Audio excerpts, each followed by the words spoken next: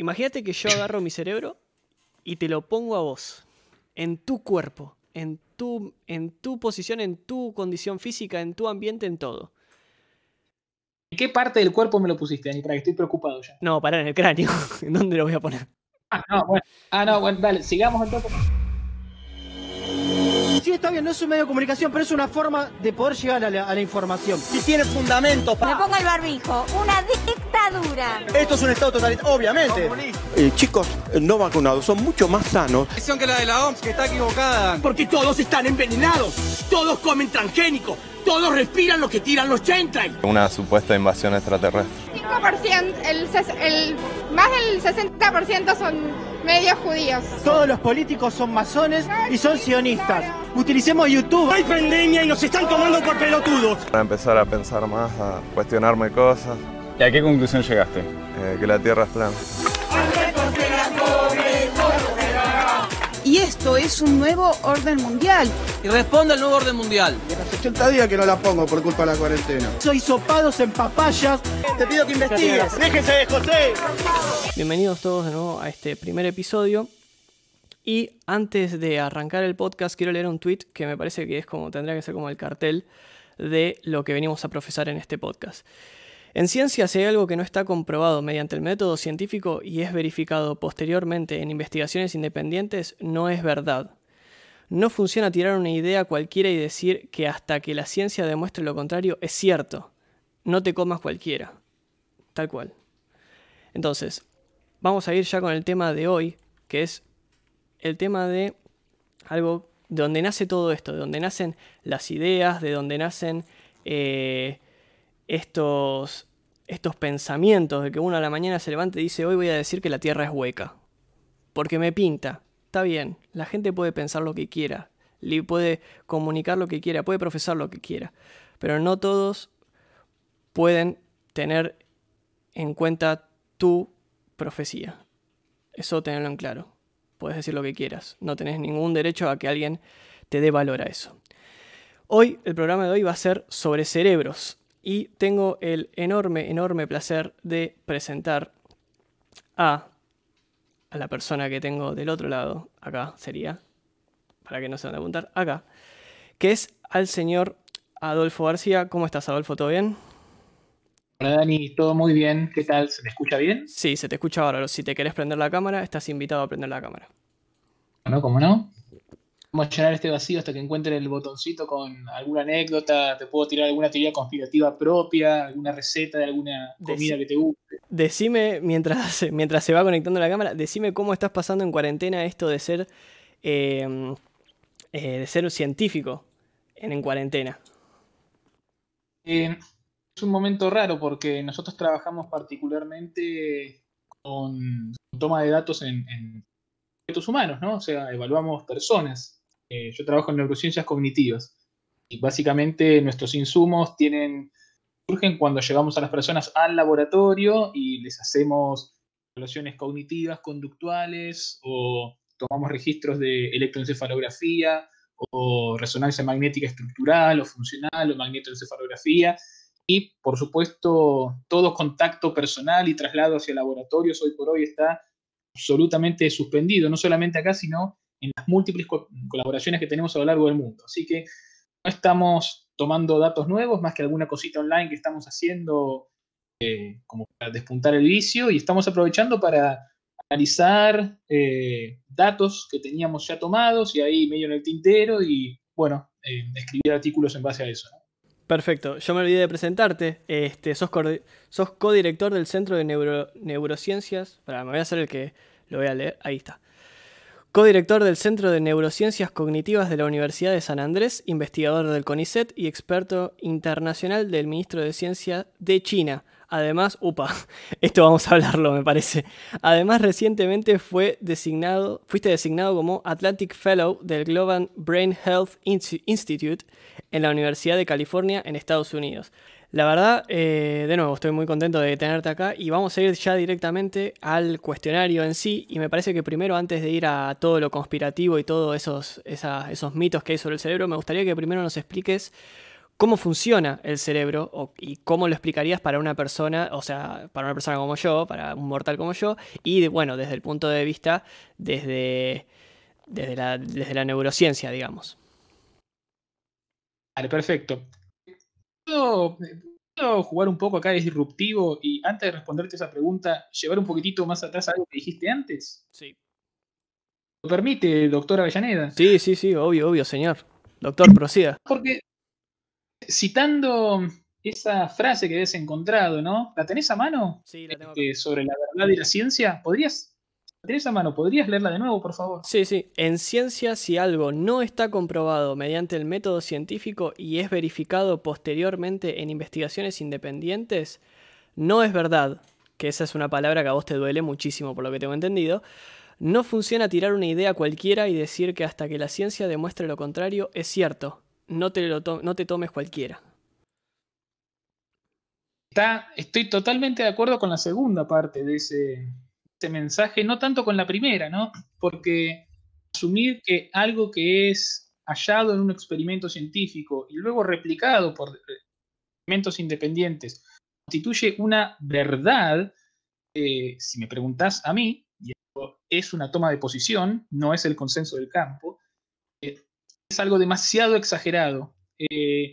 La verdad es, a mi entender, y al de muchos epistemólogos, filósofos de la ciencia y científicos, por supuesto, es un saco que le queda muy grande a la ciencia. La ciencia no es el lugar de la verdad como la identificación de cómo el mundo real externo en su mera esencia es. Se trata de un conjunto de hipótesis, de conjeturas. Lo mejor que podemos aspirar es a tener hipótesis que no van siendo derrocadas a lo largo del tiempo. Pero que vos tengas una hipótesis que a lo largo de los años, décadas, un muy buen caso, siglos, en casos muy extraordinarios y contados con los dedos de la mano en la ciencia, no son refutados, no significa que eso sea una verdad. Así tengas 100 experimentos que van para el mismo lado. Porque por un montón de razones. Lo primero que voy a decir es que uno podría pensar, no sé, que durante mucho tiempo se pensó que la física newtoniana daba con la verdad de la física. Llegó Einstein y otros desarrollos y se mostró que eso no era así. Había un margen de error, de falta de consistencia con cómo el mundo se comportaba en las hipótesis de esa teoría, ¿no? Y luego incluso hay predicciones de la teoría de la relatividad que tampoco se cumplen. Sí, es verdad. ¿Sí? Así podemos hacerlo con tantas otras. Entonces, durante mucho tiempo, por ejemplo, en el status quo, en el espíritu de tiempo de distintas épocas, se pensó que las teorías dominantes y las hipótesis dominantes eran la verdad, eran la papa, eran la verdad de la milanesa. Okay. Luego, con el tiempo, se fueron cayendo esos conocimientos y se demostró que eso que se creía y se había instituido como verdad, movilizaba cuestiones económicas, sociales, institucionales, protocolares, clínicas, etcétera, etcétera, no era así. Si uno ahora, contemporáneamente, toma la mejor hipótesis del mundo, las mejores, la más corroborada por experimentos independientes, asume que eso es la verdad, se acabó, ahí dimos con la mera esencia del mundo externo, estamos incurriendo en una miopía del pasado.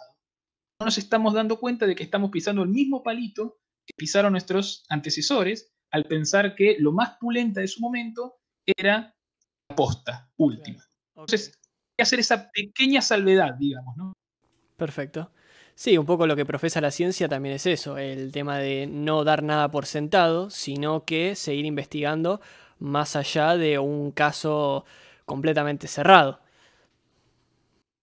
Absolutamente, ¿no? Y el concepto de verdad le cae mejor a otros campos de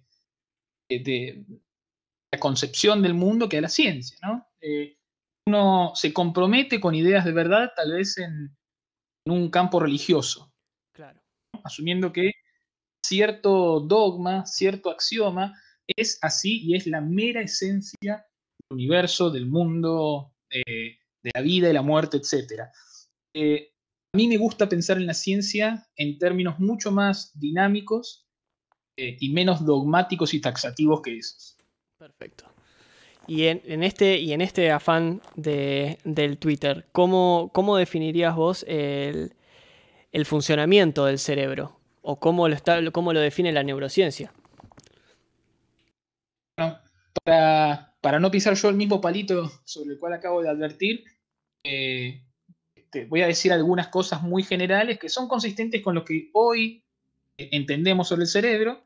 Por supuesto, todo esto está presto a que dentro de 100, 50 o 20 años debamos corregirlo porque nuevas tecnologías nos permitieron ver cosas distintas o evidenciar errores en los presupuestos que están a la base de lo que te voy a contar, ¿no? Okay. Dicho eso, sí te puedo decir que el cerebro es un órgano que forma parte del sistema nervioso central, ¿no?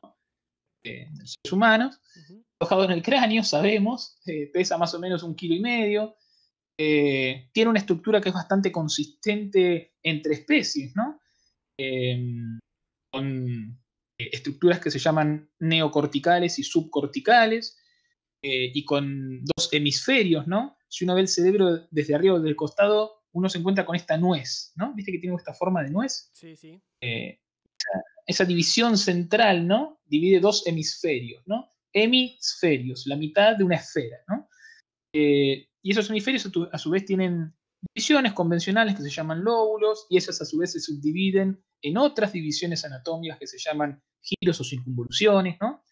Y el cerebro es básicamente una gran población de neuronas de distinto tipo que están en las capas exteriores del cerebro, y atravesadas esas capas, digamos, esas neuronas están conectadas de modo muy, muy, muy profuso por distintos cablecitos, ¿sí?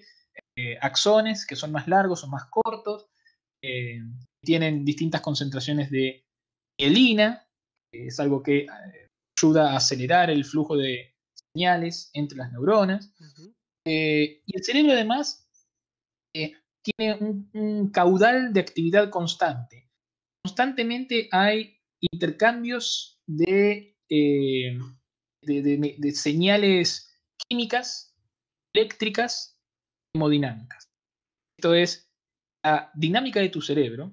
Cuando vos movés un dedo, cuando escuchás y reconoces un sonido, cuando pensás en algo, te emocionás, tu cerebro es un jugador principal en eso. No es el único jugador en esas experiencias, pero es un jugador fundamental en cualquier experiencia motora, cognitiva, afectiva, interoceptiva que tengas, ¿no? Y en cada una de estas experiencias hay distintos circuitos cerebrales que tienen un rol más importante que otros. Esos circuitos más importantes van a tener una dinámica específica, eléctrica, química, hemodinámica, ¿no? De concentración de sangre y otros fenómenos que están asociados, para satisfacer esa demanda de proceso añadido que está teniendo esos circuitos cerebrales en ese momento. Lo último que voy a decir, para redondear esto, es que el cerebro es un gran conjunto de conexiones.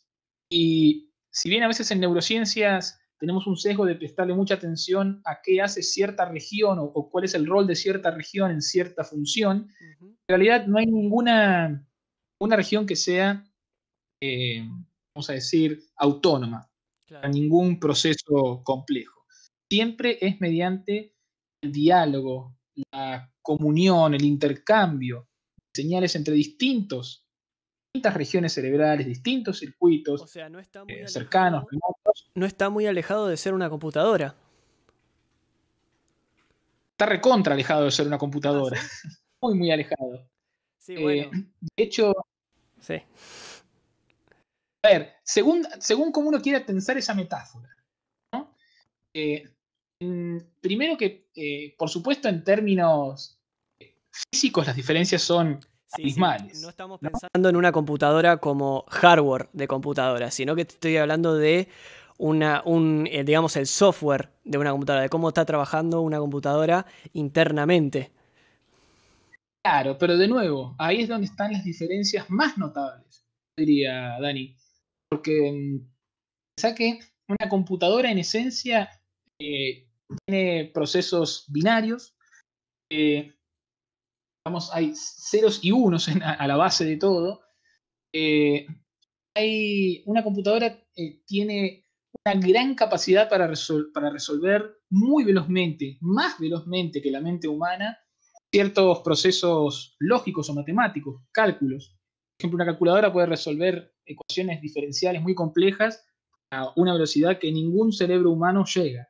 Sin embargo, para otras cuestiones, el cerebro humano es tremendamente más rápido y eficiente, por hoy, para reconocer un estado emocional en otra persona, para hacer una inferencia respecto de cuál es el valor social de una situación compleja.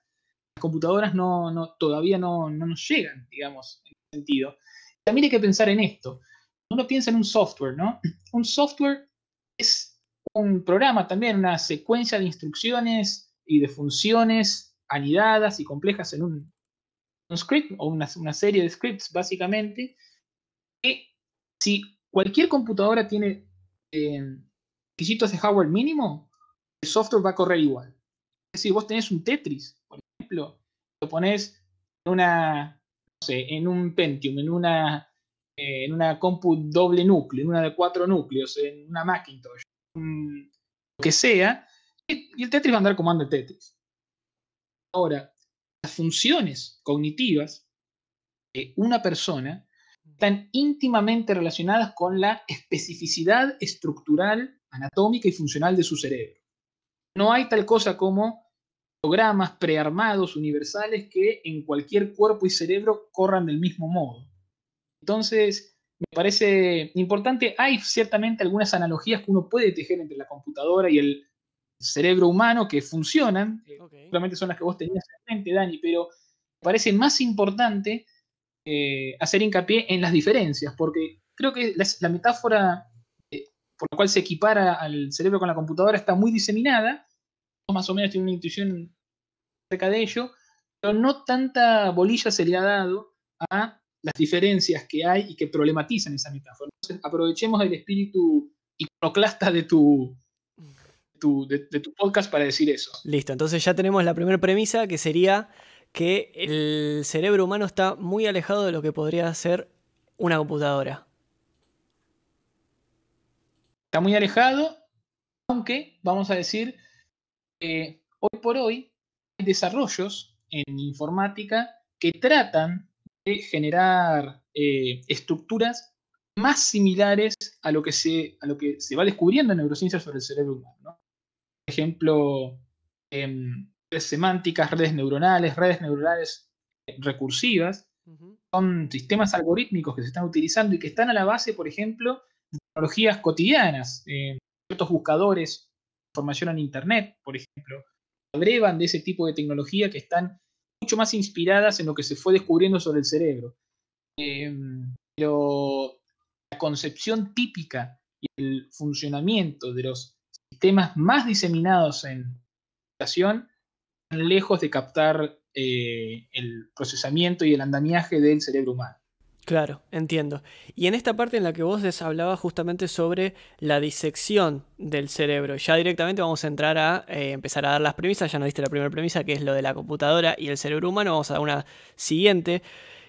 ¿Cómo es esto de que en teoría nosotros usamos el 10% de nuestro cerebro en realidad? Bueno, es un bolazo, básicamente, ¿no? Es un mito. Existe un neologismo en neurociencias, que es el de neuromitos, ¿no? Un neuromito básicamente es una creencia espuria, falsa, bolacera sobre el cerebro. Este es uno de ellos, acaso el más diseminado, ¿no? Un mito en el sentido sociológico del término, ¿no?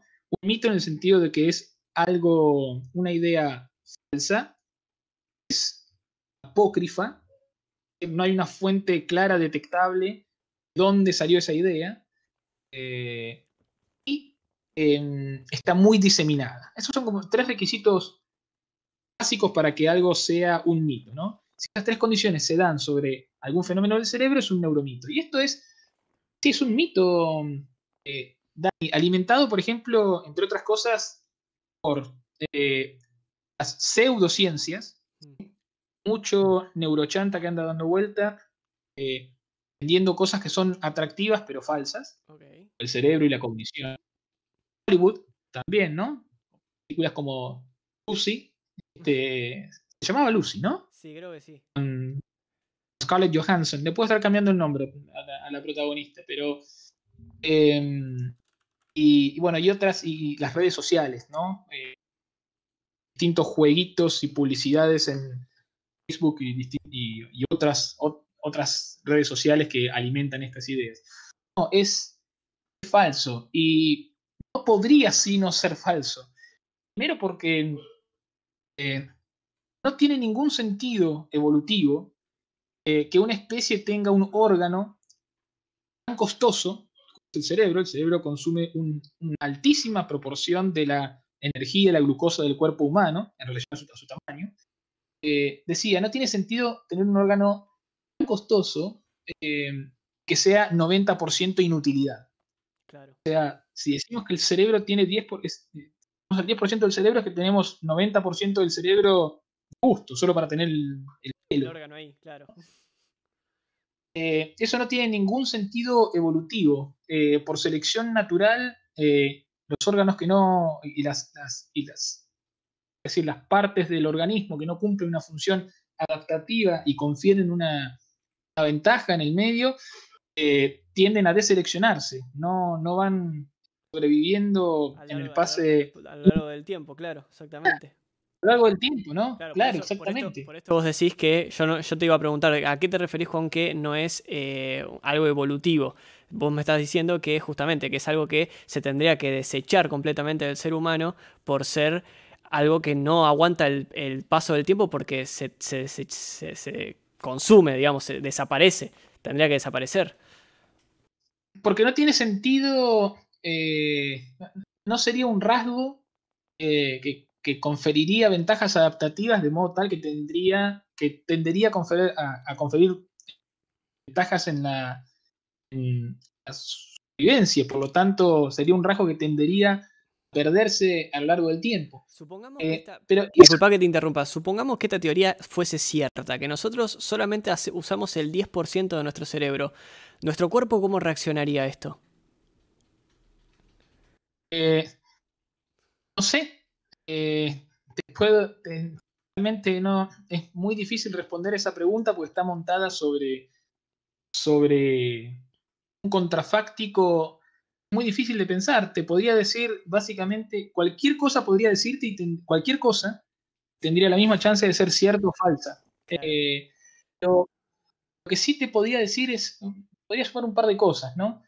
Primero que no es solamente una cuestión de lógica adaptativa evolucionista lo que torna en falso a este mito. Si uno se pone a ver imágenes cerebrales, ¿no? De activación cerebral en tiempo real, cuando por ejemplo utilizamos resonancia magnética funcional o magnetoencefalografía u otras técnicas que usamos en neurociencias cognitivas, ¿no? Yo puedo ver la activación cerebral en tiempo real cuando le pido a una persona que realice una tarea cognitiva, motora o emocional, ¿no? Okay. O sea, yo puedo ver cómo se prenden, se coactivan o se desactivan o se acoplan distintas regiones del cerebro, en distintas dimensiones y a lo largo del tiempo, ciertas técnicas. Y cuando vos ves cosas muy sencillas, Dani, y muy cotidianas, ver un dedo, leer una palabra, reconocer la emoción en un rostro, en una foto que yo te pongo, procesos absolutamente básicos, sencillos, y llevan apenas una fracción de segundo. Lo que ves es que hay activación en diversas partes del cerebro, muy distribuidas, okay. ¿Sí? A lo largo de ambos hemisferios, en los 4 lóbulos, tanto en regiones corticales como subcorticales. Sí, distintas regiones cumplen un papel más importante. Cuando vos comparás qué región se activó más diferencialmente entre una tarea y otra, vas a encontrar que hay una que lleva la batuta. En realidad, el cerebro está constantemente procesando información a lo largo y ancho de sus estructuras. Y esto sucede durante la vigilia y sucede durante el sueño. El único momento en que esto deja de suceder es en la muerte, básicamente. Y entonces, o en algunos episodios muy particulares, ¿no? Pero es una cuestión empírica también. No hay ningún asidero a esta idea de que solo el 10% del cerebro se usa. Vos podrías decirme, está bien, Adolfo, bueno, vos ves que en distintas tareas se activan distintas partes del cerebro, ¿no? Pero, ¿no será que cada una de esas tareas solamente es el 10% efectiva? No, no es así, falso. Entonces, no hay mucho asidero. ¿Sabes por qué me parece a mí que esta idea prende tanto? Para ser tremendamente falsa y apócrifa. Veo que le tenés una bronca a la premisa esta. No, me parece interesante, ¿no? Porque no, lo que me da bronca no es tanto la idea, sino el uso que se hace de ella, ¿no? Okay. Cuando hay gente que te vende. A ver, decime. Cuando hay gente que. Cuando te venden, viste, estos programas de entrenamiento cognitivo o de reforzamiento mental o de no sé qué zaraza, y utilizan esto como caballito de batalla para venderlo. Y claro, porque la idea es atractiva, ¿no?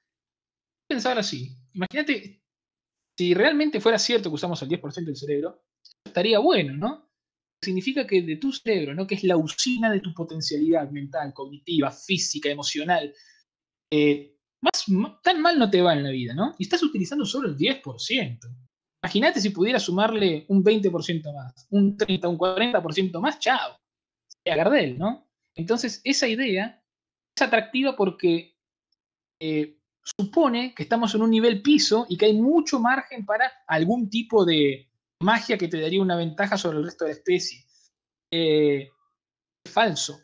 Entonces, nada, es eso lo que me interesa resaltar. Claro, te interesa resaltar de que hay gente que se anda dando con este uso de que nosotros solamente usamos el 10% para vender, digamos, recetas falsas sobre cómo entrenar ese otro 10%. Tipo, expandí tu cerebro de un 10% a un 100%. Es como que agregarle una memoria expandible a tu cerebro. Claro, absolutamente, ¿no? Pero aparte además es sonso porque ciertamente el cerebro humano es capaz de aprendizaje, de desarrollo, de complejización, de superación, si querés, en algún modo. Pero montar eso a la idea de que solo estás utilizando una de 10 habitaciones, por así decirlo, solamente utilizando el piso 1 de un edificio de 10 pisos, es absolutamente falluto y está bueno que podamos decirlo y marcar. La primera palabra que te escucho decir, falluto, que no tiene ningún tipo de uso en la ciencia. No en los papers, pero en la ciencia constantemente. Sos un chanta, básicamente. Bueno, ahí vos justamente planteaste ya lo que es el tema de el uso, digamos, del cerebro. Ahora, yo te hago la siguiente pregunta. Vos me decís, sí, con una cuestión, con un movimiento motriz, vos activás ciertas partes del cerebro. Ahora, ¿cómo funcionan las emociones en el cerebro al no ser algo 100% motriz? ¿No ser algo 100%? Te perdí la última palabra. Al no ser algo tan motriz, algo que, por ejemplo, yo digo, vos cuando decís motriz, digo, está bien, mi cerebro, yo muevo esta mano y mi cerebro está procesando la información para que yo pueda mover esta mano. Ahora, yo, por ejemplo, no estoy haciendo ningún tipo de movimiento que me inflija una emoción como dolor, por ejemplo, pero sí, por ejemplo, puedo tener, no sé, tirar una emoción vos que puedas llegar a estar sintiendo en este momento. Alivio. Vamos a decir, alegría, me siento... Alegría. Sí, estoy contento en este momento. ¿Cómo se trabaja eso en el cerebro, las emociones? Hay distintos procesos emocionales, ¿no? La ciencia cognitiva en general durante mucho tiempo quitó a las emociones de la escena. Y sobre todo en los albores de la ciencia cognitiva, ¿no? Del 60, del 70, básicamente el interés estaba puesto en entender procesos de lo que hoy llamamos cognición fría. Percepción, la memoria, la atención, por ejemplo, ¿no? Okay. Con el tiempo fue surgiendo una agenda de investigación a mano de popes del campo como Damasio, Pansek, Joe Ledoux y tantos otros, que le devolvieron un lugar legítimo al estudio cognitivista y más aún neurocognitivista de las emociones, ¿no?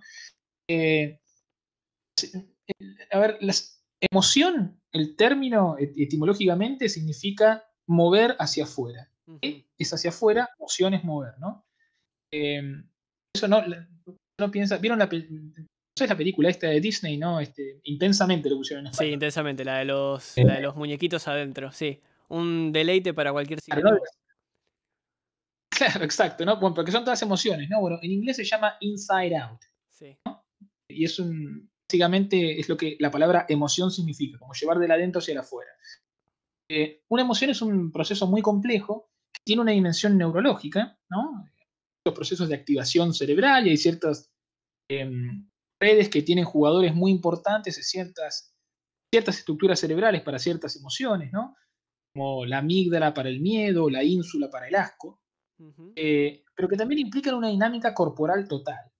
Cuando vos te emocionás, ¿no? Cuando vos tenés miedo, por ejemplo, vas caminando por la calle y te ladra un perro de repente, ¿no? Y sentís paralizás durante un segundo, ¿no? Fíjate que esa emoción no es solamente actividad cerebral, cambia tu tasa cardíaca, cambia tus pulsaciones, se te tensan los músculos durante un segundo, se te dilatan las pupilas, comenzás a transpirar. Y todos esos procesos en su conjunto son la manifestación orgánica de la emoción, ¿no? Entonces lo primero es esto, es descerebralizar la emoción, o más bien decir, no pensar las emociones como procesos única, exclusiva, privativamente cerebrales, porque ponen en diálogo la dinámica de tu cuerpo en su conjunto. Decirlo, ¿no? Distintas regiones que participan de los procesos emocionales y distintos pacientes que tienen o lesiones o atrofia u otro tipo de alteraciones. En esas regiones, de hecho, pueden tener déficits selectivos o diferenciales en el reconocimiento de emociones, sin tener problemas de procesamiento visual, motor o cognitivo de otro modo. Y interesante es también pensar en... Hay muchísimo para decir sobre las emociones, ¿no? Pero te voy a decir una cosita nada más, que es, vos decías, ¿no? Que cuando uno mueve el cuerpo, ¿no? Si vos movés el cuerpo, digamos, es distinto, ¿no? De cuando uno percibe una emoción. Bueno, sí, por supuesto, pero la manifestación de las emociones implica movimientos corporales, por supuesto, ¿no? Vos, tu primera clave, o una de las claves más importantes para que vos detectes la emoción en el otro, es las contorsiones de su rostro. Okay. Si uno levanta los labios, ¿no? O si frunce el ceño, vos te das cuenta si está más bien enojado, triste, asqueado, en parte en función de esa clave, que es un movimiento motor. ¿Sabes qué es más interesante en este sentido?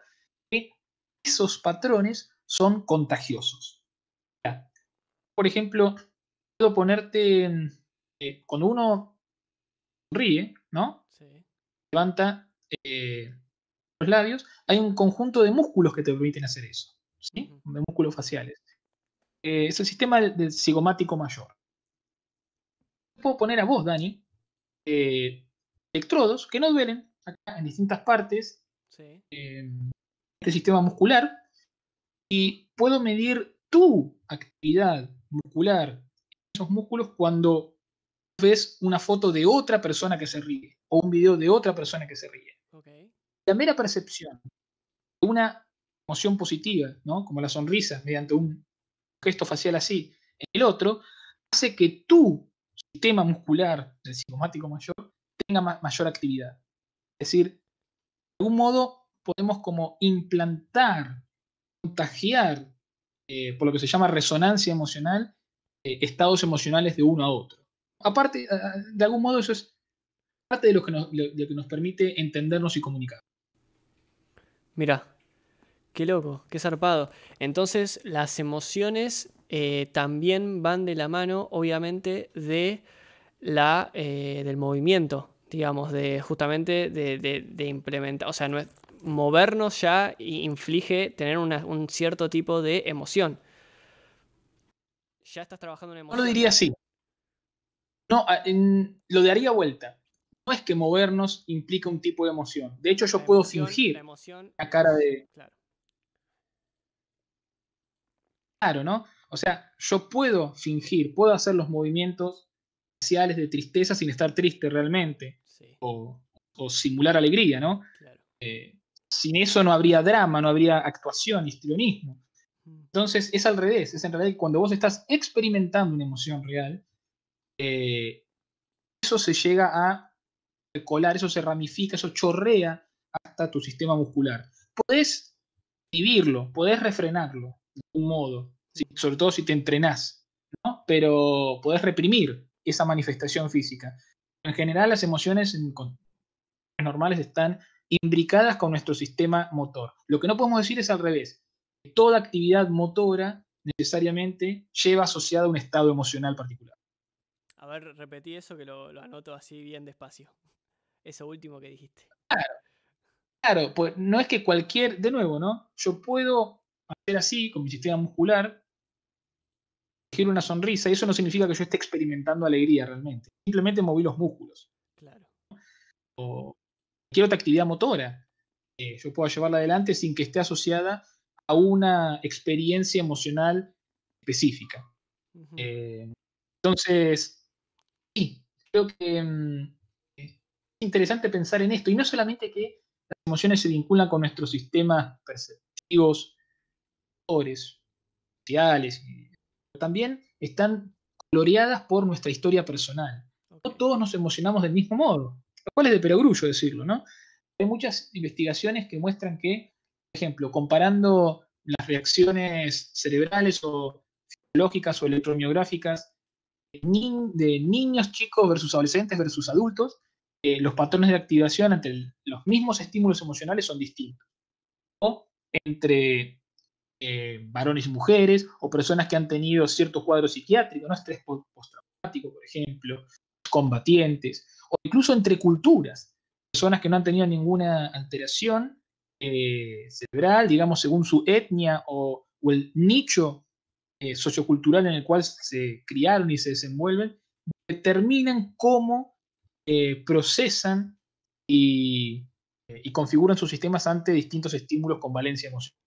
Claro, entiendo. Y ahora, vos hablaste sobre ya, digamos, el cerebro, cómo acciona motrizmente, creo que sería la palabra.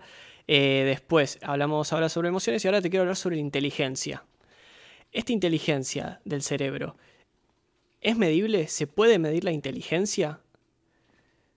Es jodida la pregunta que te estoy preguntando, pero yo creo que la podés llevar por donde ya sé que vas a hablar, porque alguna vez lo hablamos esto.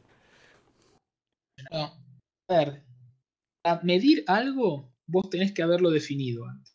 No podés medir lo que no definís. Digo, porque, por ejemplo, existe, esto igual también por ahí quizás toca un poco lo psicológico, pero hay un examen que dice tiene un IQ de tanto, tiene un IQ de tanto. Entonces, ¿en base a qué se puede medir esa inteligencia?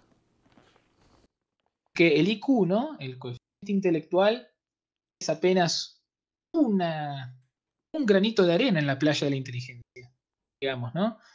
El problema es pensar que ese granito de arena es la playa en su conjunto. Esa medición, el coeficiente intelectual básicamente es una medida que surge de tu desempeño en tests estandarizados que miden habilidades de razonamiento lógico y lingüísticas, mucho más.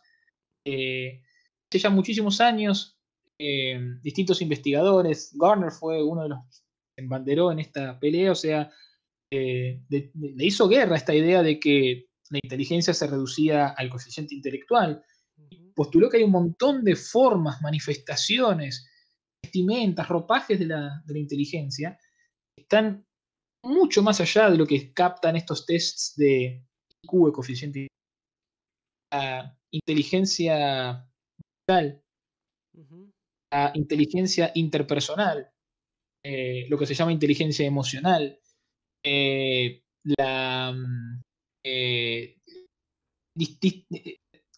esa especie de cintura que uno desarrolla para llevar adelante ciertas cosas, ¿no? La viveza de calle, ¿no? Claro. Son ciertas formas de inteligencia, el humor, por ejemplo, ¿sí? distintas manifestaciones, formas de la inteligencia que están muy por afuera de lo que captan estos tests. Entonces, inteligencia en la literatura, uno diría, bueno, si alguien, vamos a ver, si quiero saber qué es la inteligencia, vamos a preguntar a los psicólogos o los científicos. Ahí te vas a encontrar con que vas a tener una respuesta según a quién lo preguntaste. Hay múltiples definiciones de inteligencia en la literatura, muy distintas, y muchas de ellas son incluso incompatibles. Es decir, de modo que si una tiene asidero, la otra no puede tenerlo. Claro. Y lo que uno puede medir son aspectos de la inteligencia. Y hay tests para medir distintos aspectos de la inteligencia. Los tests de coeficiente intelectual son unos de ellos, ¿no? Pero después hay tests, por ejemplo, de inteligencia fluida, que es más bien cómo vos podés resolver problemas de modo dinámico y creativo en el momento. Sí. Eso también escapa a los tests de IQ, forman parte de una concepción más amplia de inteligencia. Entonces, sí, eso, por hay que ejemplo, entender... por ejemplo, yo lo podría aplicar, esto que estás hablando de la fluidez de resolver problemas, que creo que vos lo tenés muy claro con nuestro proyecto de Cerebros y Palabras, pero es raro cómo esa fluidez de inteligencia en resolver problemas de esa índole, por ejemplo, audiovisual, no la podés desarrollar en problemas externos a tu campo. Por ejemplo, resolver problemas de la casa, básicamente. Bueno, claro, ¿no? Hay un concepto que es el de transferencia, ¿no? O generalización. Es hasta dónde vos podés llevar tus habilidades en cierto dominio cognitivo hacia otros dominios, ¿no? En general, eso es un fenómeno con sus grandes límites, ¿no? No transferimos lo que hacemos de un lado a otro necesariamente, y por ser bueno para resolver problemas del tipo A, no necesariamente vas a ser bueno para resolver problemas del tipo B. Eso es así, no necesitamos ni siquiera la ciencia para saber eso, ¿no? Basta con nuestra vivencia cotidiana para entenderlo.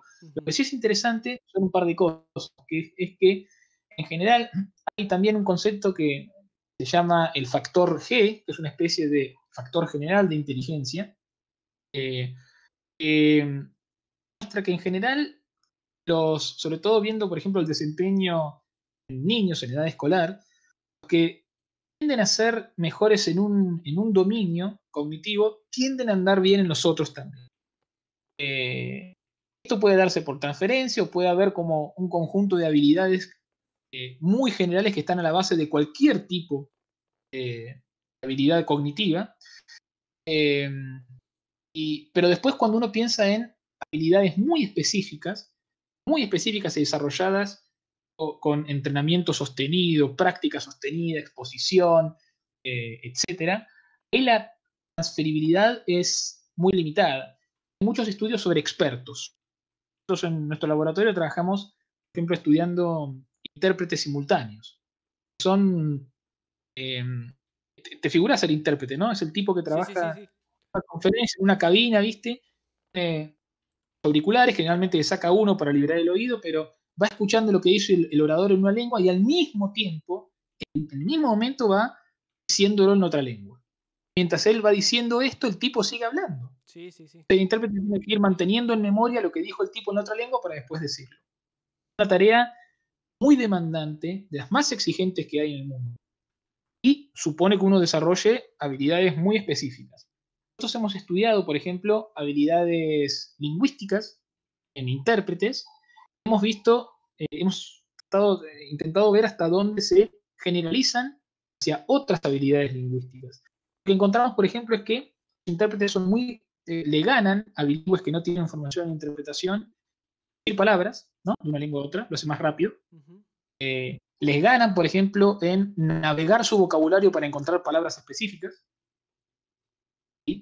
Por ejemplo, si vos comparás la velocidad con que leen palabras, no tienen ninguna ventaja sobre un bilingüe común y corriente, por así decirlo. Si ves la velocidad con que pueden nombrar imágenes, no tienen ninguna ventaja. Esto significa que cuando vos te pones a pensar que traducir palabras y buscar palabras específicas en tu vocabulario son habilidades fundamentales para ser un buen intérprete, lo que después leer palabras o nombrar imágenes no lo son, das cuenta de que la transferencia de esas habilidades específicas es limitada. Claro. Uno diría, bueno, el intérprete entonces exige tanto su sistema lingüístico, te va a ganar en cualquier tarea lingüística. ¿No? Te va a ganar en aquella que realmente fue forjando específicamente durante su entrenamiento. Claro, claro.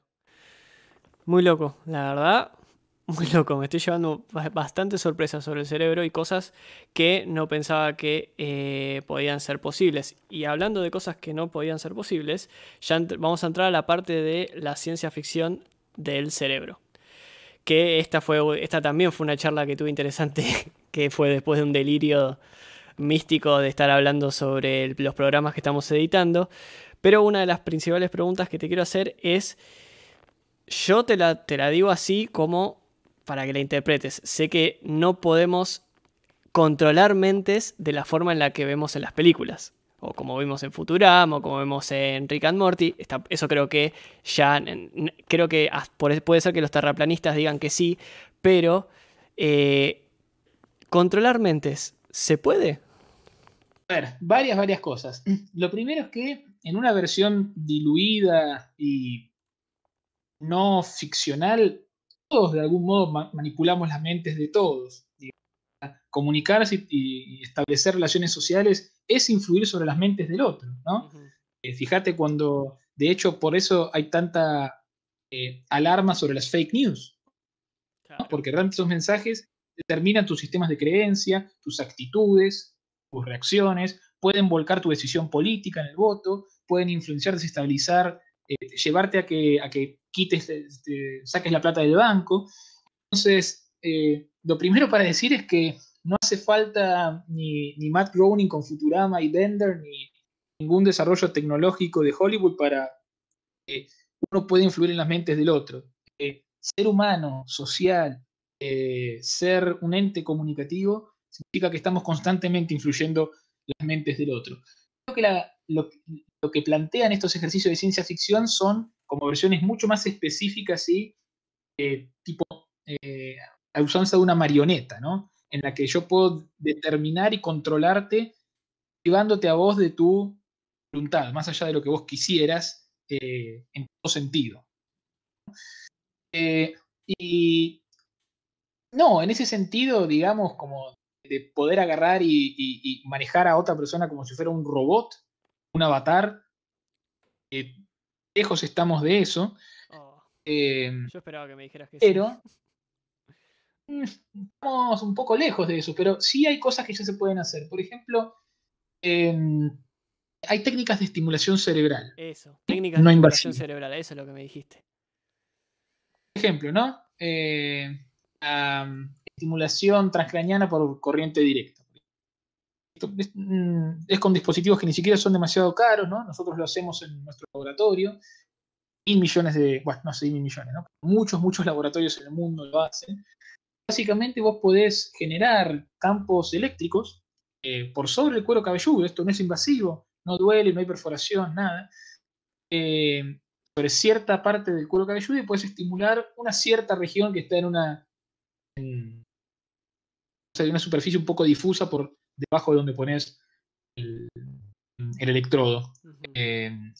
Y podés agarrar y podés jugar un poco con el voltaje que estás induciendo.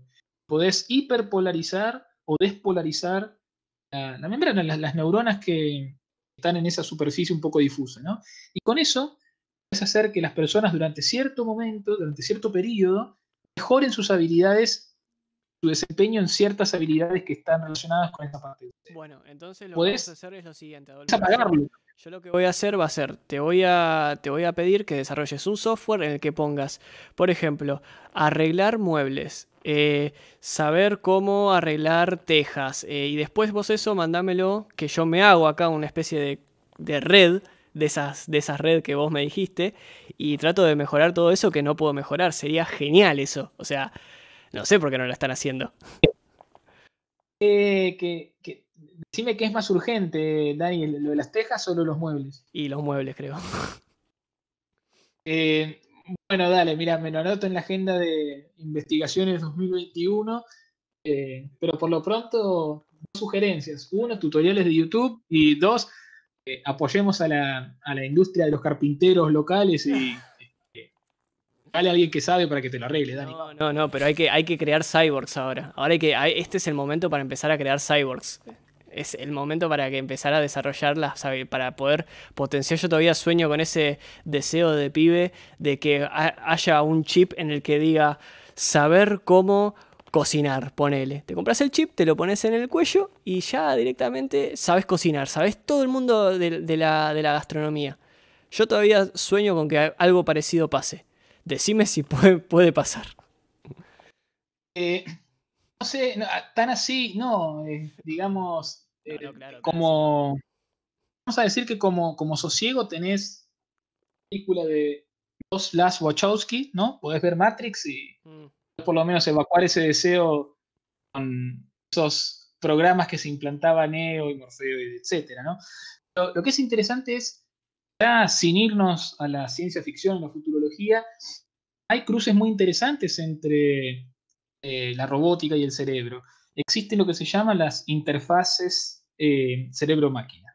¿Sí? Por ejemplo, y esto tiene fines prácticos y clínicos muy interesantes. Personas que devienen parapléjicas o tetraplégicas, ¿no? Pierden el control de su cuerpo, pero el cerebro está plenamente intacto. Es posible implantarles electrodos en el cerebro. Estos electrodos pueden estar conectados a brazos robóticos y luego de un periodo de entrenamiento y ajuste, las personas, estas, aunque no pueden mover su propio cuerpo, sí pueden aprender a mover el brazo robótico. ¿Sí? Y esto es mediante la recolección de señales cerebrales, electrodos, la corteza motora, que se convierten en instrucciones para este brazo. ¿Seguís la idea? O sea, lo que estoy diciendo es literalmente esto, y que descrean no tiene más que buscar uno de los muchos muy buenos videos que hay al respecto en YouTube, ¿no? Uno puede hoy por hoy con electrodos conectados en su cerebro, conectados a brazos robóticos externos, controlar esos brazos. Por ejemplo, autodarse de tomar un vaso de gaseosa, o autoadministrarse un chocolate, o agarrar objetos, o cambiarlos de lugar. Bueno, es un punto de partida entonces. Es un punto de partida. Totalmente, es un punto de partida que, a ver, no te digo que el día de mañana, no sé si yo voy a estar vivo, no sé si mis hijos van a estar vivos, pero a ver, hoy lo pensás. Imagínate como lo decís vos. Una persona puede controlar un brazo robótico a través de esa área atrofiada que tiene, puede mover un brazo. Listo. O sea, ya como la base de la robótica, del cyborg, ya podría llegar a estar naciendo. Hay muchísimos más ejemplos, ¿no? El punto es que esto funciona por ahora, ¿no? Como en modelitos muy a escala. Pero cuando uno va pensando en la complejidad que es aún la tarea más tonta cotidiana del cuerpo humano, ¿no? Claro. Atarte los cordones. Atarte los cordones es una tarea que vos haces automática, ¿no? La aprendiste desde muy chiquitito.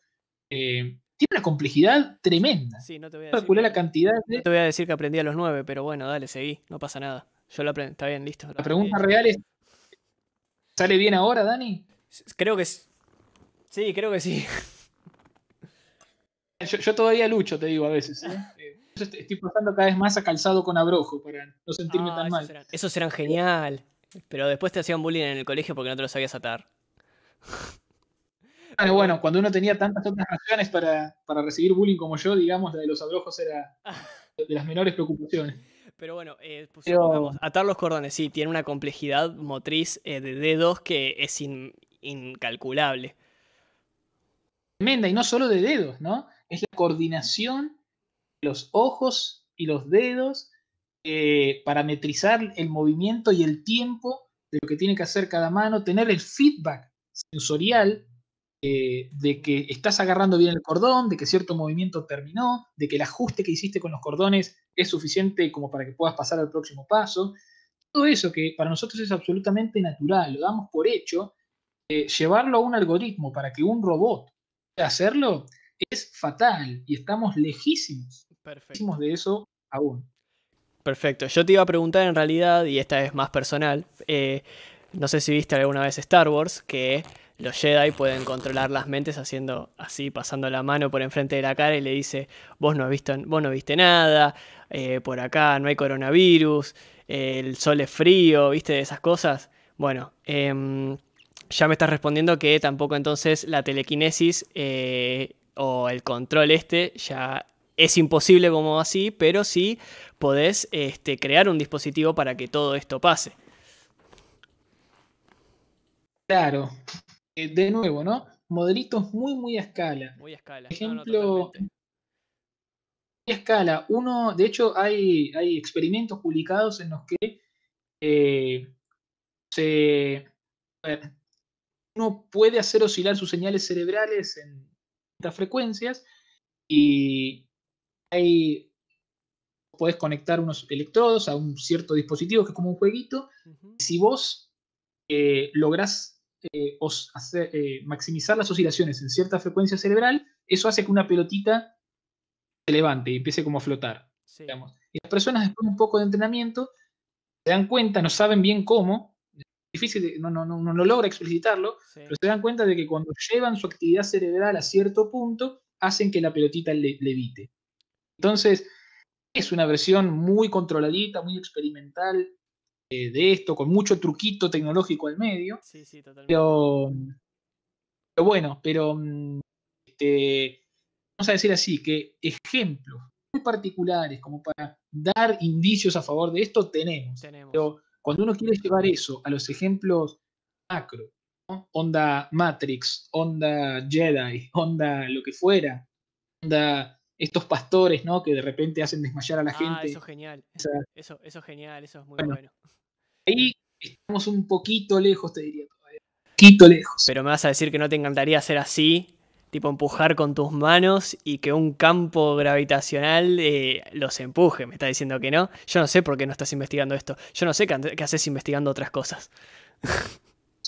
Perdiendo el tiempo, lo sé, ¿no? Pero yo me fascinaría con esto, pero con cosas mucho menores. Por ejemplo, si yo tuviera la forma de pasarle así a mi hijo cuando a la 1 de la mañana está todavía despierto, lo pudiera hacer dormir plácidamente, listo, no necesito derrotar a Darth Vader, con eso me alcanza. Bueno, pero igual desde ahora, y ahora me gustaría también hablarte de esto, y justo me hace el gancho, hay música para bebés, para dormirlos. Yo entiendo de que eso debe tener, la música debe tener algún impacto para que en la mayor parte de los casos sí sea relajante, porque, a ver, yo por lo menos acá creo que sí tomo una postura. He visto bebés relajándose con música, no música para bebés en YouTube, pero sí música que es completamente diferente a la que nosotros escuchamos por la calle, ponele.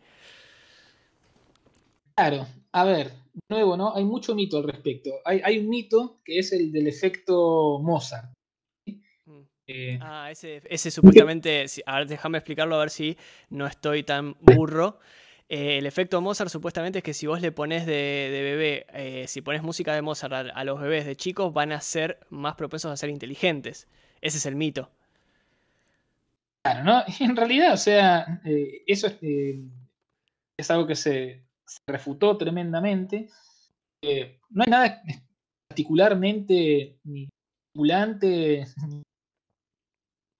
ni intelectual en la música de Mozart, digamos, que sea distinto o específico para la cognición humana que la música de Brahms o de Beethoven o de Ron Jarzombek o de Steve Vai o Meshuggah. De Meshuggah. Yo quería tirar Meshuggah. Pero por supuesto que sí.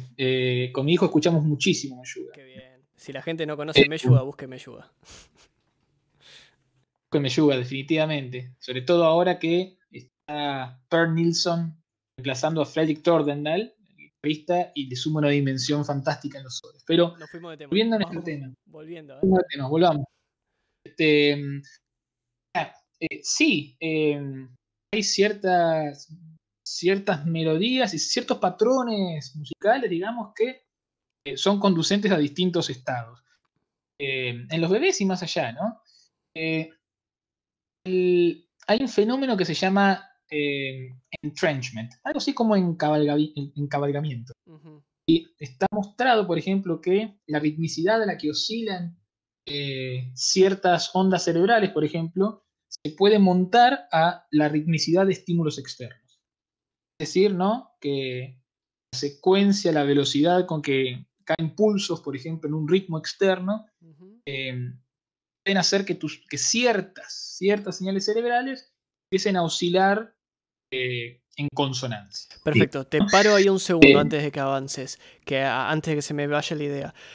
Viste que también en YouTube hay como ciertos videos que dicen música para estudiar, música para no sé qué, para leer. Supuestamente entonces es posible que estén emitiendo ciertas ondas que se hagan acabalgamiento de las ondas cerebrales. Entonces, ¿no es tan descabellado pensarlo entonces? A ver, son dos cosas distintas. Y sí es un poco descabellado pensarlo si uno piensa que hay música que en su esencia, específicamente por cómo es, por su estructura rítmica, melódica, armónica o interválica, hacer que estudies mejor o que te tranquilices más de por sí, como si eso fuera universal. Listo, dejo de buscar en YouTube, Lo que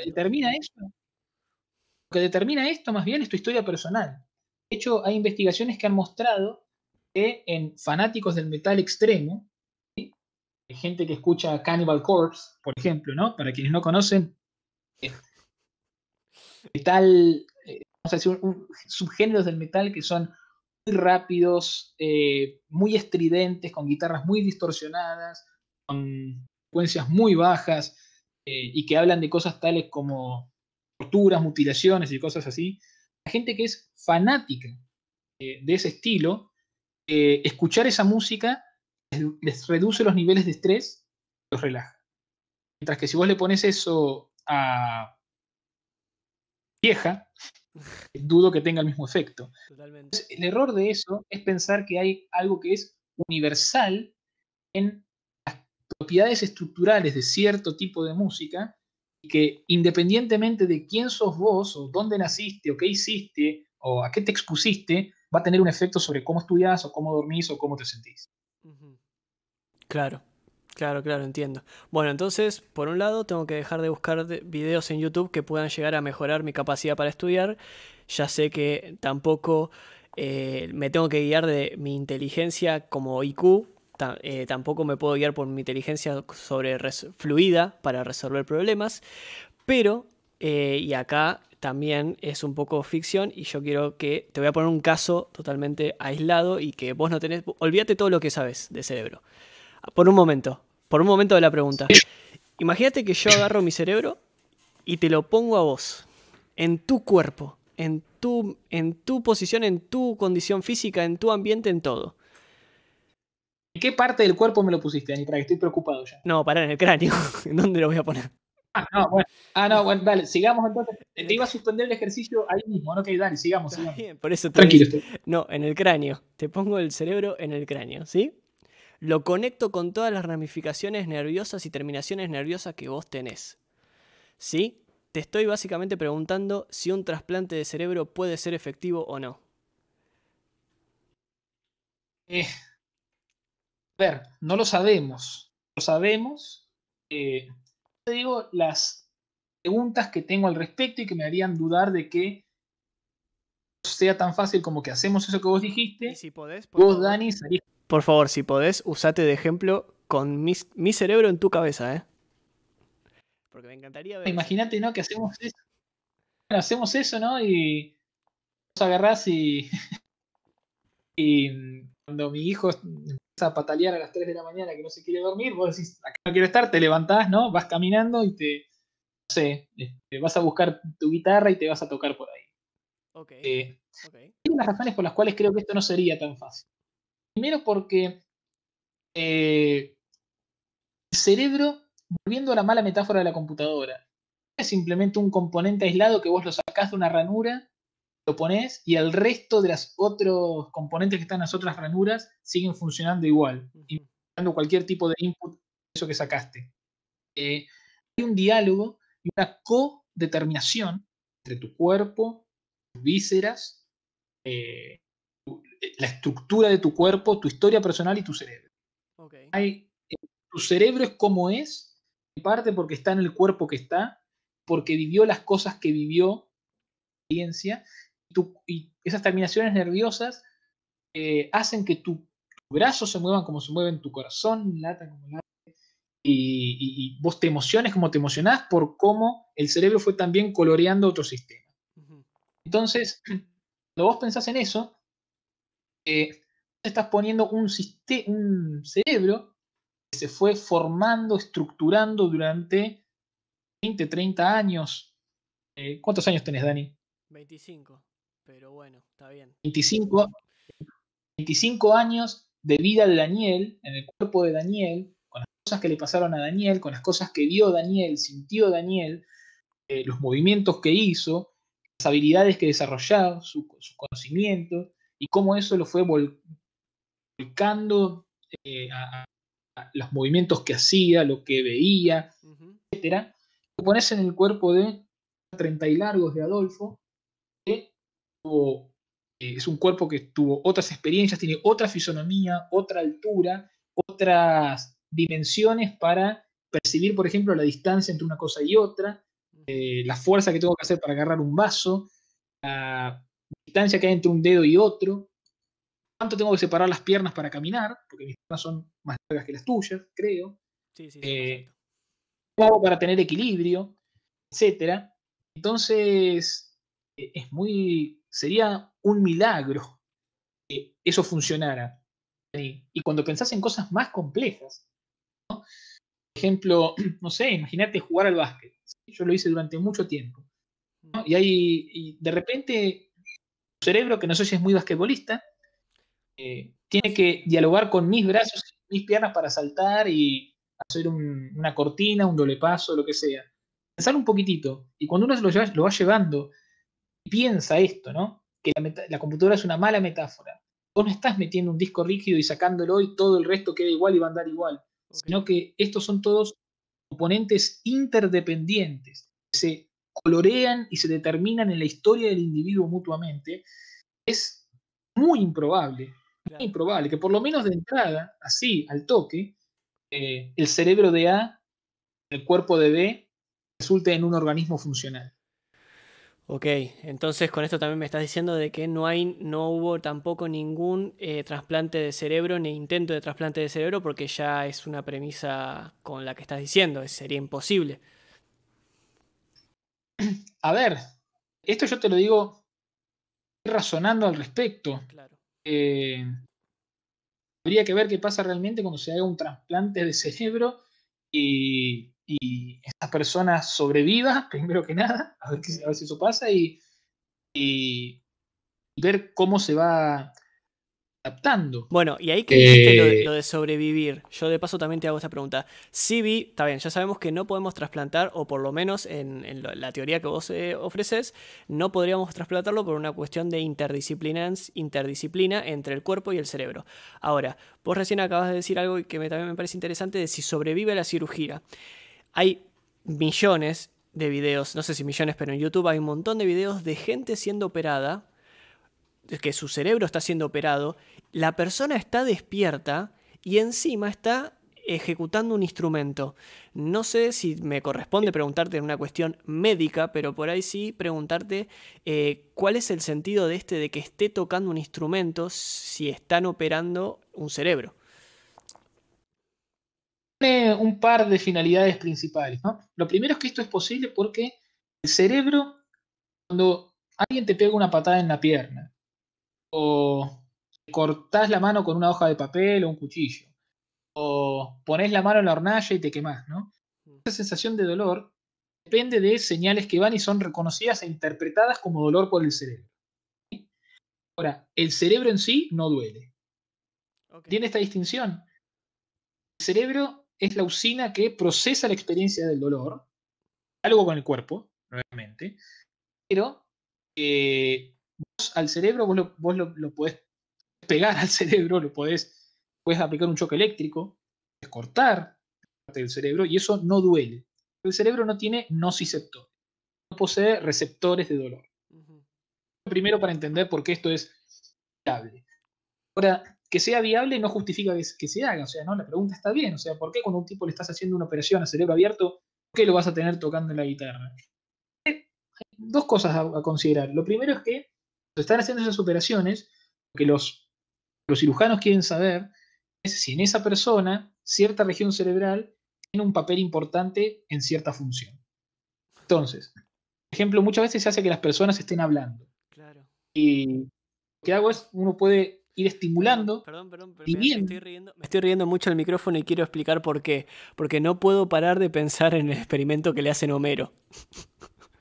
Que le meten el crayón cada vez más adentro y van buscando el tipo de respuesta que puede llegar a dar a algo. Perdón, ahora seguí. Ahora es porque por ahí queda como mal de que me esté riendo, pero porque tengo esa imagen en la cabeza. No hay situación del mundo en la que no haya una referencia a los Simpsons viable, digamos. Así que bienvenido. Es hermoso. Me estabas hablando de cuál es la respuesta de una persona hablando o tocando la guitarra mientras le operan el cerebro.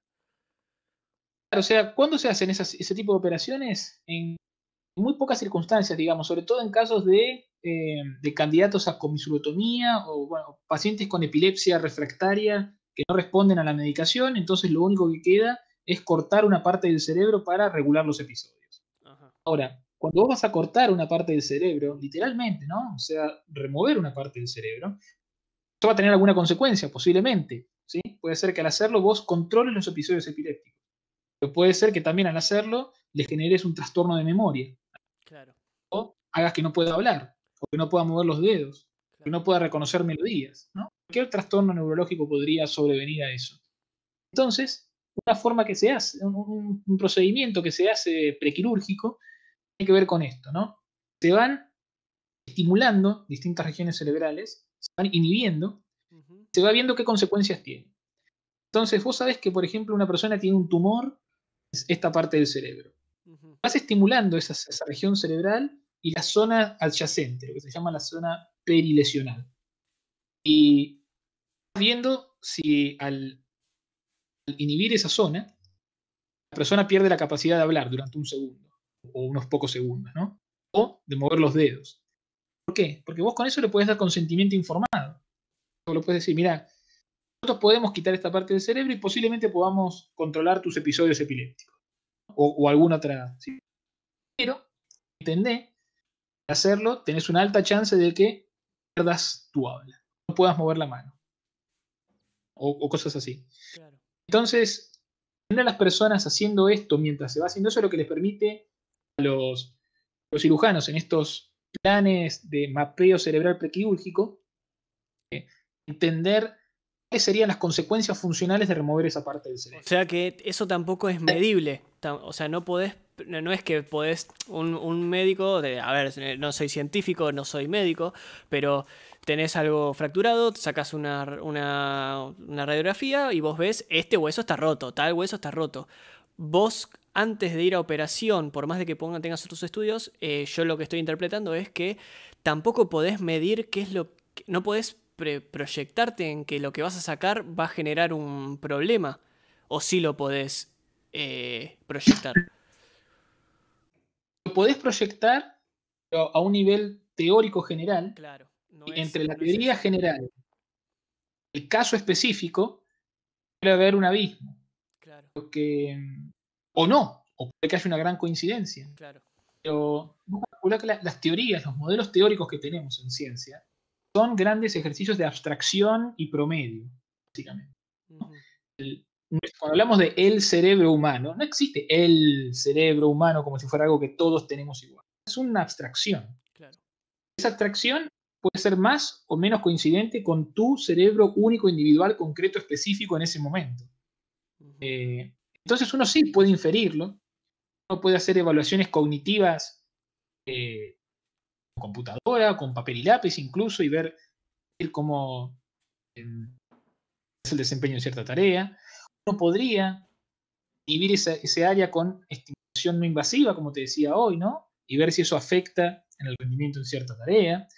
Uno puede también cuantificar de modo no invasivo, sin perforar el cerebro ni cortar nada, el volumen de cierta área cerebral, por ejemplo, ¿sí? La cantidad de materia gris que hay en cierta región del cerebro. Eso se puede hacer. Pero en estos casos, la idea es que, como la medicación no funciona, la única alternativa que tiene el paciente para controlar, sigo con este ejemplo, ¿no? Los episodios epilépticos es mover esa zona. Entonces, realmente, si vos te la jugás solamente por lo que el modelo teórico indica de qué pasaría al hacer esto, te estás perdiendo esa precisión que te da el salto, es un abismo, entre el modelo teórico general y el caso específico del individuo. Claro, claro, entiendo.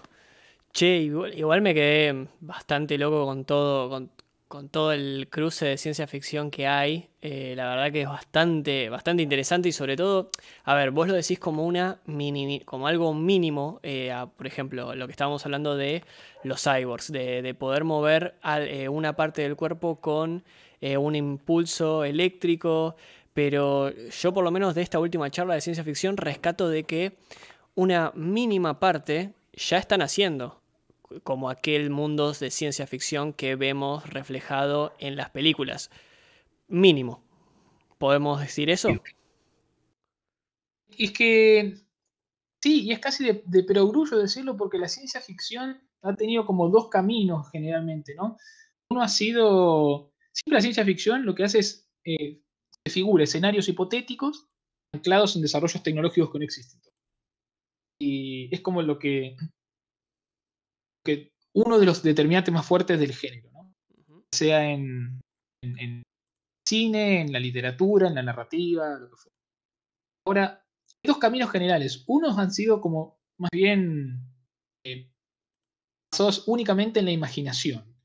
En imaginar dispositivos que no existían en el momento, que no se intuía cómo podían existir, ver cómo la interpolación de esa tecnología en el mundo cambiaría, ¿no? No sé, máquinas para viajar en el tiempo. Sí. Pero otro mecanismo de la ciencia ficción es tomar algo que ya está, ya existe, ya se intuye seminalmente y maximizarlo. ¿Cómo qué, por ejemplo? En tu caso, en el caso de en tu vida como neurocientífico, ¿qué es lo que te topaste de la ciencia ficción que hoy en día está bastante avanzado? A ver, es una buena pregunta. Algo de la ciencia ficción. Algo así como que la ciencia ficción haya intuido hace tiempo y ahora parece que vamos en ese camino. Claro, ¿Eso decís? O algo que vos hayas visto en el avance de la neurociencia que te permita algún avance, bueno, algo que hayas descubierto, algo un par de cosas. Se haya descubierto que diga, mirá qué interesante que es cómo funciona esto en base a esto. Un par de cosas. Por ejemplo, pequeñísimos pasos hacia la lectura de la mente del otro. Uno puede, por ejemplo, yo agarro y meto en un resonador, Dani, o sea, un montón de gente más, y les voy mostrando 10 palabras diferentes. Cuchillo, gato, mesa, etc. Sí. Voy midiendo qué actividad cerebral se recoge ante cada uno, ¿no? Okay. Qué áreas del cerebro se prenden, por así decirlo, ¿sí? Entonces, para gato se prende esto, para mesa se prende esto, para el verbo correr se prende esto, ¿sí? Después, una vez que yo tengo eso, utilizo inteligencia artificial, métodos de aprendizaje por máquina, entreno a un clasificador, después lo que hago es pido a vos y a los otros participantes que en el resonador ahora piensen esas palabras, pero no las digan. Ajá. Absolutamente sin decirlo. Okay. Entonces lo que hago ahora es mido la actividad cerebral y lo que hago es utilizo ese algoritmo que yo ya entrené para tratar de que mi clasificador infiera, detecte qué es en qué palabra estabas pensando. ¿Seguís la idea? Claro, sí, totalmente. Es como un buscador. Es como un buscador de Google con eso de inteligencia artificial. Claro. No, sí, totalmente. Un reconocedor de patrones, básicamente. Claro, lo que se mostró es que uno puede, estas técnicas, o sea, esto, de nuevo, en un mini ejercicio de 10 palabras, ¿no? No, perfecto. Inferir qué palabra estaba pensando esa persona sin que la dijera, con más de un 80% de éxito. Claro. Bueno, pero 80% es un número bastante probable. número considerable, está parcialmente por encima del azar, Claro. pero en un entorno absolutamente controlado de palabritas sueltas fuera de contexto y muy cortitas y sin ninguna finalidad particular. Claro. De nuevo, las neurociencias, como otras ciencias, lo que hacen es llevan a un escenario absolutamente artificial que quieren estudiar, ¿no? O sea, 10 palabritas en un orden azaroso, fuera de contexto, sin ninguna finalidad, mientras estás acostado, quieto, en un resonador que hace un ruido tremendo, y tenés que estar sin moverte durante cierto tiempo. Claro. Nunca en tu vida cotidiana vos estás en esa situación. Claro. Más. No importa, pero Entonces, siempre hay un abismo. yo ya te dije que quiero estar en esa situación, así que me vas a llevar a esa situación. Voy a llevar ahí, va a estar buenísimo, pero después cuando vos me hagas una pregunta sobre tu condición cotidiana en la vida real, tremendamente compleja, plagada de temperatura y colores y cosas que vienen y van y preocupaciones y zapatillas desatadas y un montón de cosas que no forman parte del mundillo recortado del laboratorio, Sí. mis respuestas van a ser, como las de cualquier científico, bastante más limitadas. Claro. Pero bueno, yo creo que es parte también de la investigación, y yo creo que cualquier tipo de, tanto el sujeto como la persona que realiza el experimento, ya está totalmente entregado a eso. Por lo menos lo creo yo. Claramente, con todo lo que me estuviste explicando sobre la experimentación y sobre todo los alcances científicos que tienen sobre el cerebro, es todo muy ínfimo y está todo muy limitado a cierto tipo de espacios, digamos, de reglas. Está muy reglamentado el cerebro. Hacemos experimentos que están muy controladitos, ¿no? Y que captan efectos en condiciones muy, muy artificiosas. Lo interesante es que incluso con todas esas limitaciones, ¿no? Esa artificialidad de la experimentación, hay avances concretos. Se desarrollan mejores técnicas y métodos diagnósticos para enfermedades, por ejemplo. Se puede contribuir a delinear programas educativos que son más eficientes o por lo menos tienen el potencial de serlo. Se pueden desarrollar tecnologías para que personas paralizadas puedan mover un brazo y tener un poquitito más de autonomía, ¿no? Y cosas así. Entonces, creo que el mensaje no tiene que ser de desesperanza. O sea, reconocer las limitaciones de un abordaje no significa desestimarlo por completo. Hoy por hoy, las neurociencias poco nos puedan decir sobre el cerebro en la selva compleja del mundo real, con semáforos, bocinazos, computadoras, WhatsApp, preocupaciones, barbas y esa complejidad, ese fárrago de la vida cotidiana, no significa que sean inútiles o superfluas. Lo mismo podemos decir de cualquier otra disciplina científica. Claro. Bueno, pero tenés, por lo que veo, un trabajo bastante ilimitado, no se va a terminar nunca. Porque justamente esta selva creo que es donde se van a terminar reenfrentando algún día. Después de haberlo analizado por completo en un entorno totalmente neutro, creo que el día de mañana, junto con los psicólogos, que creo que claramente tienen un peso muy, muy importante en todo esto, creo que van a llegar a avances que van a sorprender a toda la humanidad. Y justo con esto, cerrando, quiero pedirte a ver si justamente recurrís a tu memoria y tenés alguna otra anécdota que quieras compartir sobre alguna investigación, algo que te haya llamado la atención, que me contaste. Tengo un par en mente que voy a contar una que fue una semilla de investigación que nunca llegó a ser. Un día estábamos en el laboratorio y llegó una mujer que nos dijo que quería hablar con nosotros porque ella podía ver muertos. ¡Qué bien! Y entonces, ok, bárbaro. Yo ya había visto El Sexto Sentido, ¿no? Digo, claro, pensé en esa película. Claro, digo, ok, entonces, la verdad, viste, nosotros decíamos, viste, no sé, vamos a hablar, viste, no sé. Y entrevistamos y contó, por ejemplo, que una vez ella estaba caminando por Nordelta y paró y le dijo a su pareja de aquel entonces, le dijo, empezó a llorar y le dijo, no puedo más, está lleno de muertos, no puedo más con la tristeza. Por eso, ¿qué te pasa? O sea, ¿de dónde salió eso? No puedo más. Averiguaron y sucede que ahí, en el edificio en el que estaban, se había montado sobre una fosa común. No sé de dónde. Bueno, con todas estas anécdotas, un departamento al que se mudó y también ella sentía la presencia de alguien que había sido asesinado ahí o había muerto, no recuerdo bien. Y hablando con los dueños anteriores, efectivamente así había sido, ¿no? Contó todo esto. Vino con su novio actual en ese momento. El novio corroboraba estas cosas, ¿no? Y la verdad fue que nosotros imaginamos que nos quería como vender algún cuento, ¿no? Claro. Pero ella estaba genuinamente preocupada. Ella nos planteaba todo desde la preocupación. Quería saber, dice, necesito que me digan, o sea, ¿estás loca o qué? Ya, no te podemos decir eso, ¿no? E intentamos diseñar algún experimento para verlo. Por ejemplo, pensamos en identificar lugares donde había habido asesinatos o masacres en Buenos Aires, otros lugares donde no, quiero ver ese historial. Llevarla a estos lugares, ¿no? Que ella lo supiera y pedirle que nos dijera dónde ella sentía que había muertos o no.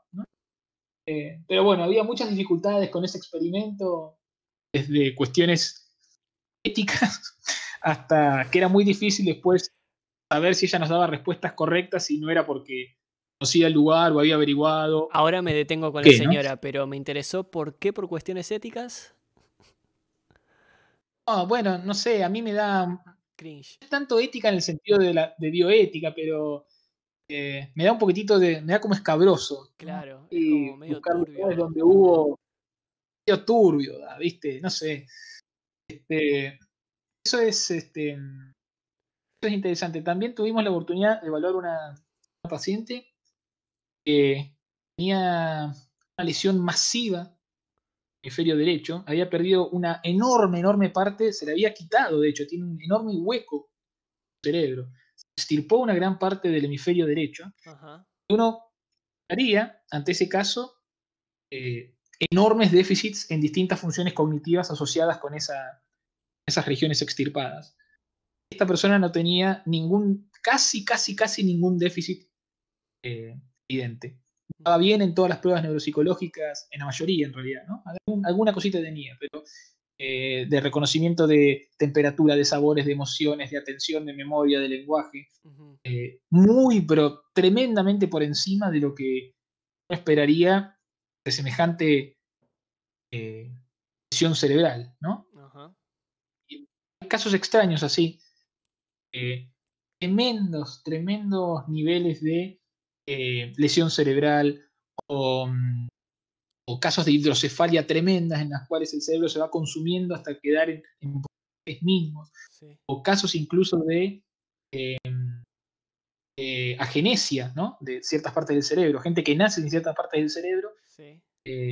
Luego no tienen déficits tan marcados como los que uno esperaría, los modelos teóricos típicos y universalistas. Mirá, bueno, la verdad que me quedé impactado igual todavía con el de la señora. Eso me hubiese gustado estar ahí, me hubiese gustado formar parte del grupo de investigación. Pero sí, es verdad, ¿no? Después empezás a... Igual también para analizar, también está bueno de que esa señora fue directamente con ustedes. Y bueno, igual, o sea, fue directamente con ustedes, no sé. Pero fue una opción y no fue directamente a una tarotista, no fue directamente a un templo evangélico. Había pasado por todo, Dani. ¿Había pasado por todo?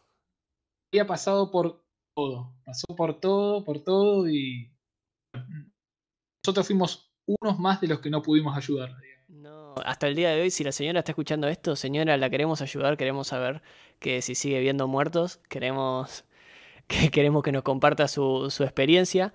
Pero bueno, la experiencia de Adolfo va a llegar hasta acá, la mía también.